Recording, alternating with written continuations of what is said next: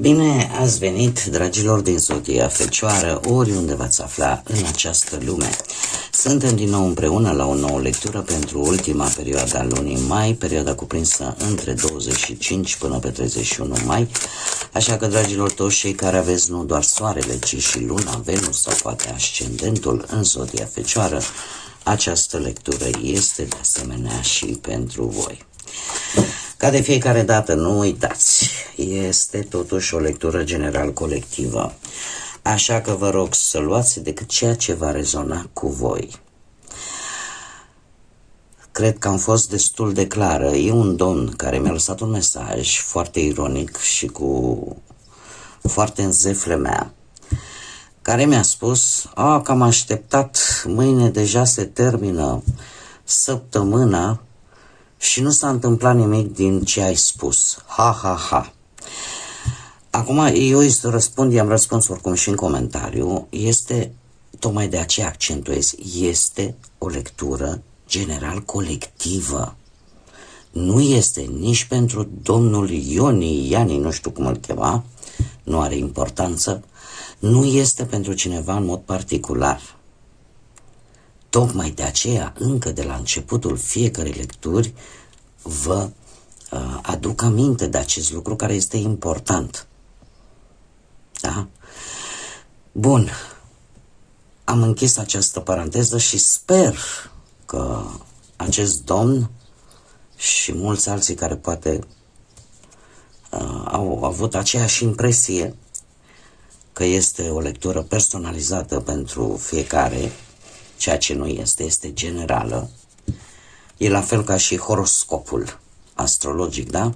Când spui horoscopul pentru Fecioară, îl citesc sute de mii de oameni, poate. Asta nu înseamnă că e făcut decât pentru unul singur. E posibil să găsești ceva acolo în care tu să te regăsești, pentru că una e când faci o hartă astrologică pentru o singură persoană și alta e când faci la nivel global. Așa e și cu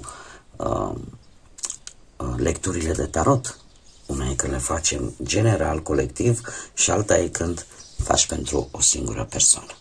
Lămurite aceste lucruri, cu scuzele de rigoare pentru ceilalți, dar am simțit nevoia să fac această clarificare, vreau să le mulțumesc acelora dintre voi care sunteți în permanență aici lângă mine, care mă susțineți prin gesturile voastre de apreciere, gândurile voastre bune, comentariile voastre frumoase, așa că mii de mulțumiri tuturor.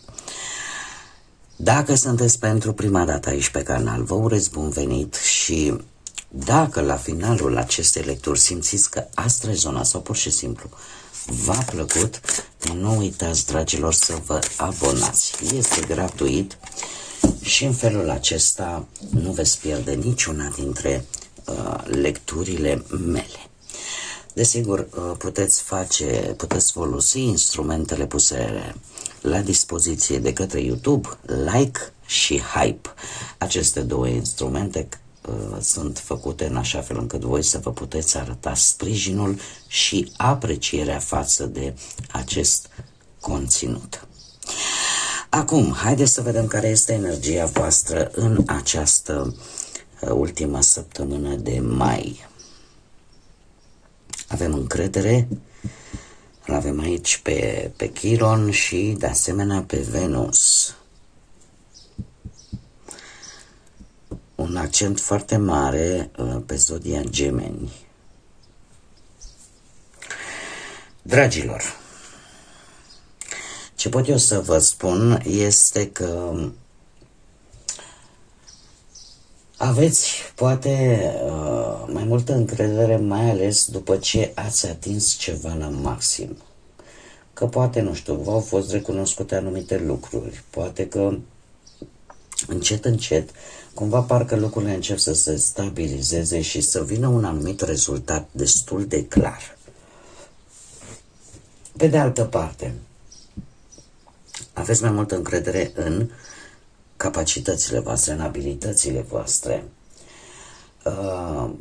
Este ceva de făcut și știți că puteți avea o încredere mult mai mare în voi și sunteți într-un moment, aș spune, în care ceva vi s-a întâmplat important. Ați avut o creștere, ați avut un rezultat foarte bun cu ceva timp în urmă. Și sunteți mult mai încrezători, tocmai datorită acestui lucru bun, pozitiv. Pe de altă parte, vizitatorul, să spunem așa, musafirul, da? Am spus să-l are pe Venus, îl are pe Uranus. Am zis, cred că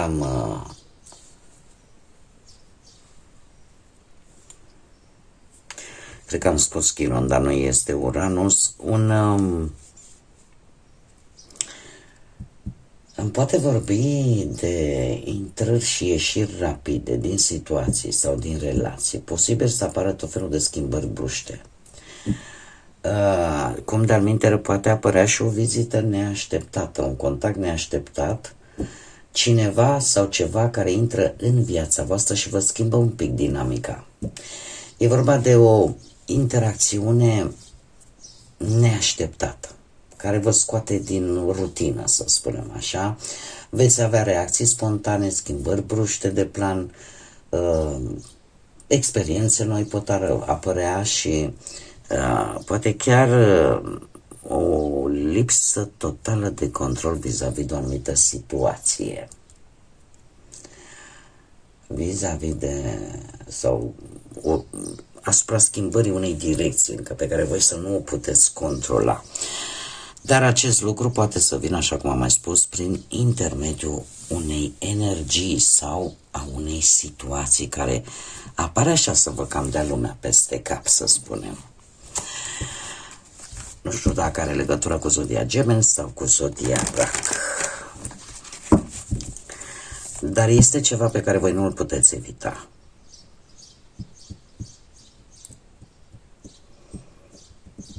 Vreți, nu vreți, vine. Haideți să vedem ce ne spune tarotul. Ce vine pentru dragii mei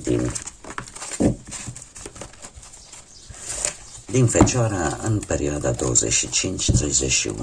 mai. Atât pe plan profesional, financiar sau sentimental.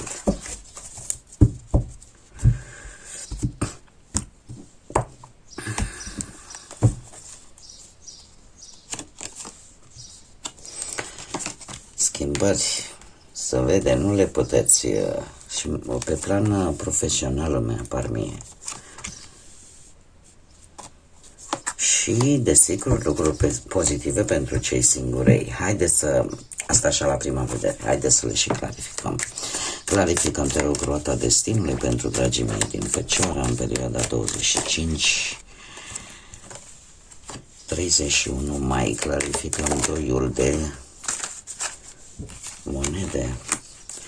Clarificăm 4 de spade. Clarificăm 4 de spade.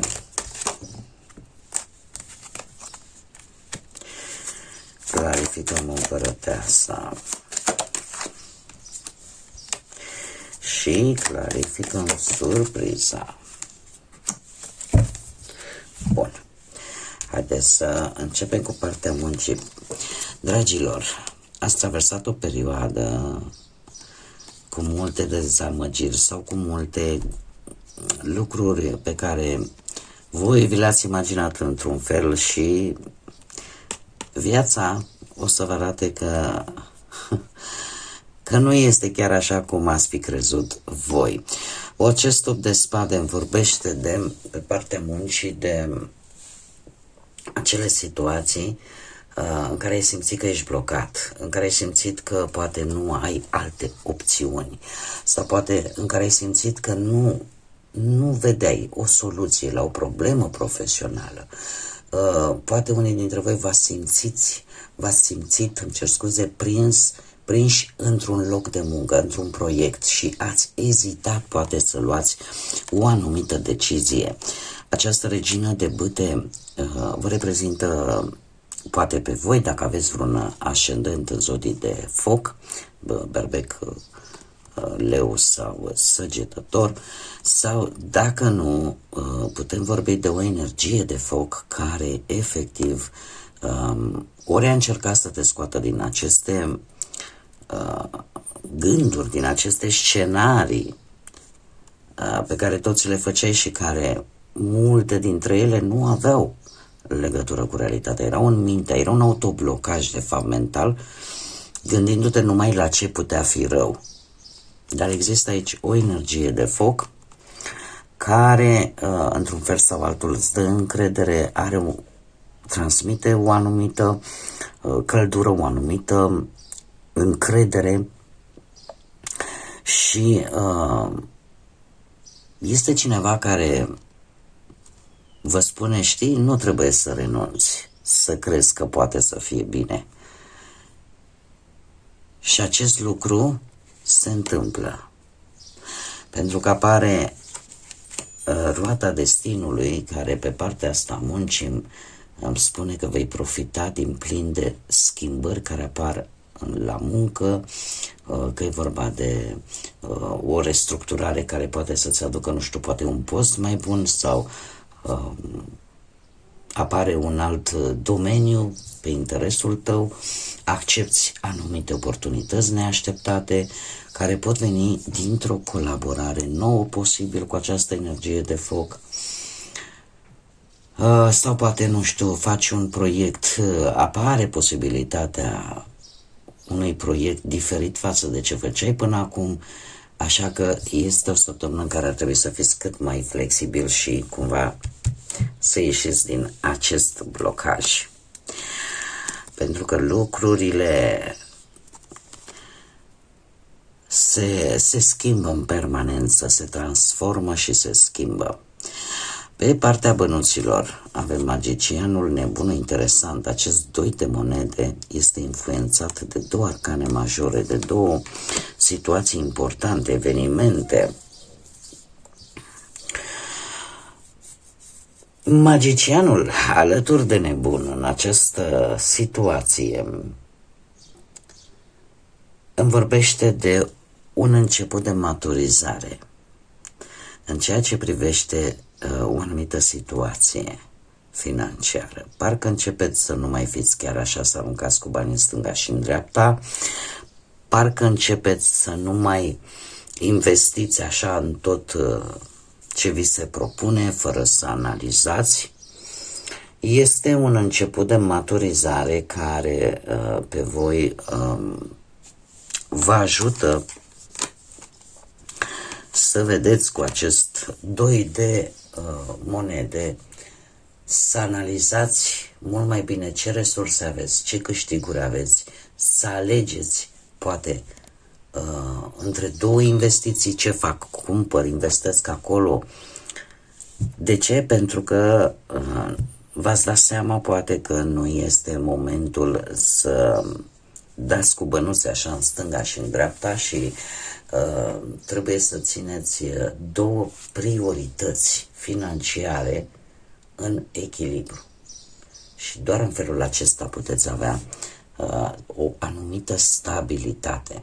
Cum de-al minteri și magicianul, să știți, el vine cu potențial, pentru că voi aveți anumite abilități pe care, dacă știți cum să le folosiți și să vi le puneți în valoare, chiar asta poate să vă aducă o mai bună coordonare în ceea ce privește banii. Aici, în această săptămână, cum am mai spus, ori aveți de ales între 2 investiții, indiferent că sunt mici, mijlocii sau mari, sau între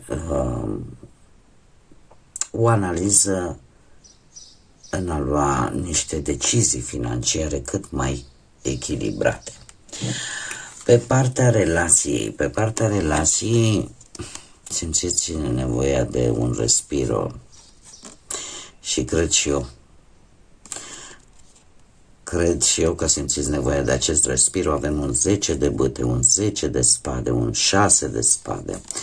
Sunteți obosiți, cel puțin la nivel mental. De ce? Pentru că ați traversat niște perioade în cuplu în care ați fost răniți. Ați încercat să faceți tot ce a ținut de voi, chiar dacă asta v-a încărcat foarte mult. Dar se pare că ați ales într-un final să lăsați în urmă. Sunteți într-o fază în care poate v-ați dat seama că trebuie să învățați din lecțiile astea din trecut, tocmai pentru a nu repeta aceste greșeli. Iar 4 de spade arată de fapt nevoia de pauză, de odihnă, nevoia de a te distanța. Acum bateți, ca să zic așa, un pic în retragere. De ce? Pentru că aveți nevoie să vă dați seama de ce s-au întâmplat toate aceste conflicte, de ce aveți nevoie de un timp de liniște pentru a gândi situația. Poate, nu știu, ați avut parte de o infidelitate. Poate unii dintre voi chiar sunteți plecați într-o călătorie tocmai pentru că vreți să vă puneți gândurile în ordine, vreți să vedeți exact de ce s-a întâmplat, cum s-a întâmplat, să analizați, să vedeți, poate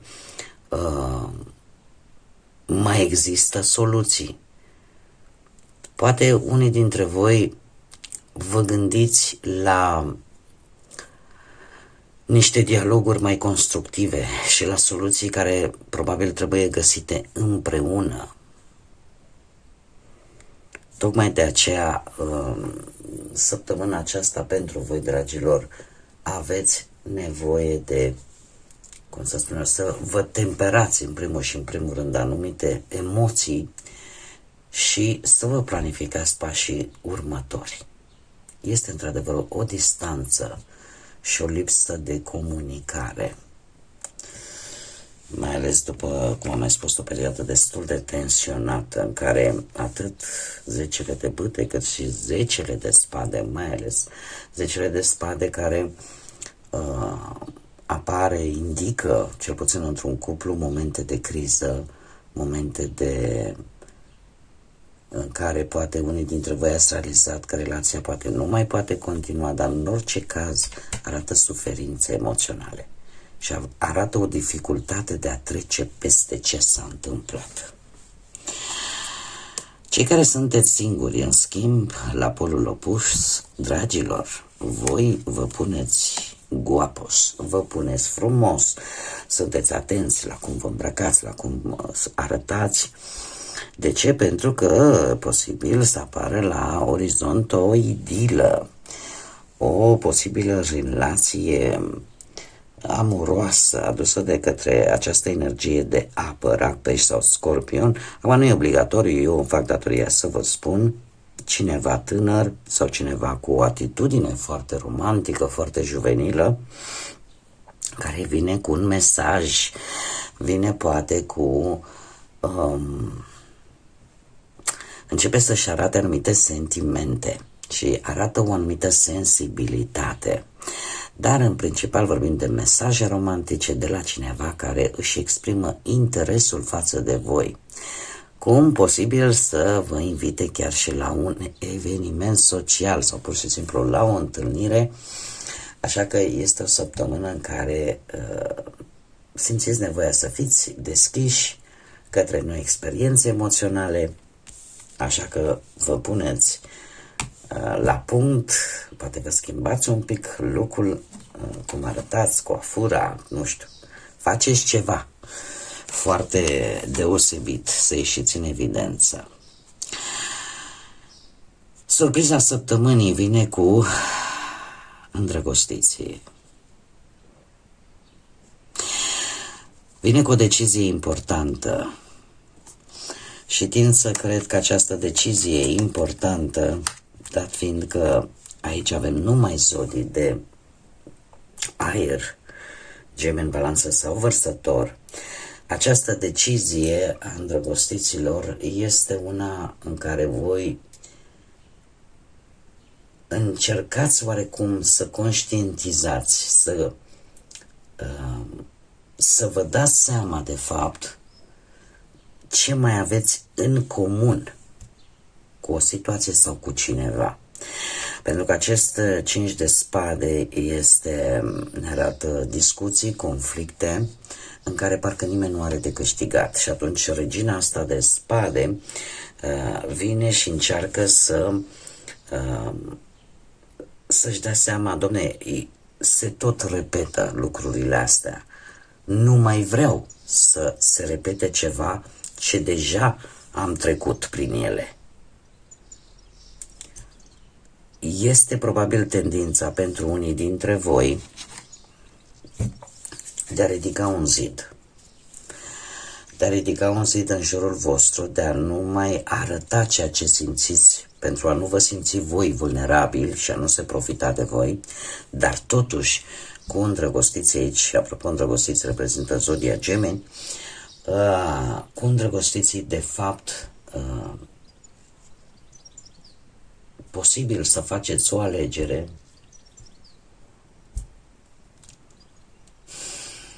și să evitați, tocmai pentru a evita o confruntare care, țin să menționez, posibil să fie necesară.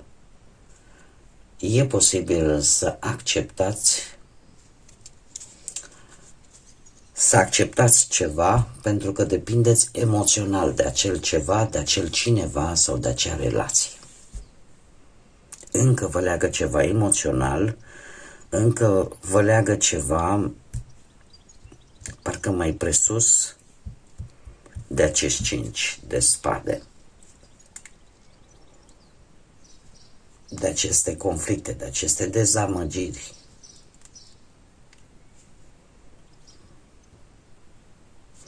Acum depinde de voi. Dar surpriza, eu asta o văd mult pe parte mentală, pe parte decizională, pe parte de alegeri și mult pe parte sentimentală.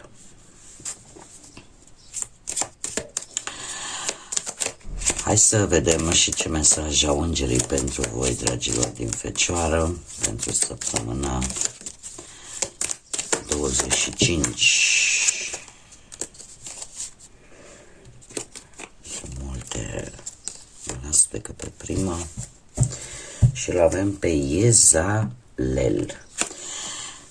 Iezalel, care ne spune așa: este cineva cu care te-ai certat recent, e timpul să-l lași să plece și să mergi înainte. Acum depinde de voi să lăsați persoana să plece și voi să mergeți înainte sau să lăsați cearta și să mergeți înainte. Pentru că aici, de fapt, traducerea mai corectă ar fi: e timpul să lași în urmă și să mergi înainte. De asta spun că poți lăsa situația în sine sau persoana în sine. Asta depinde foarte mult de voi și accentuează foarte mult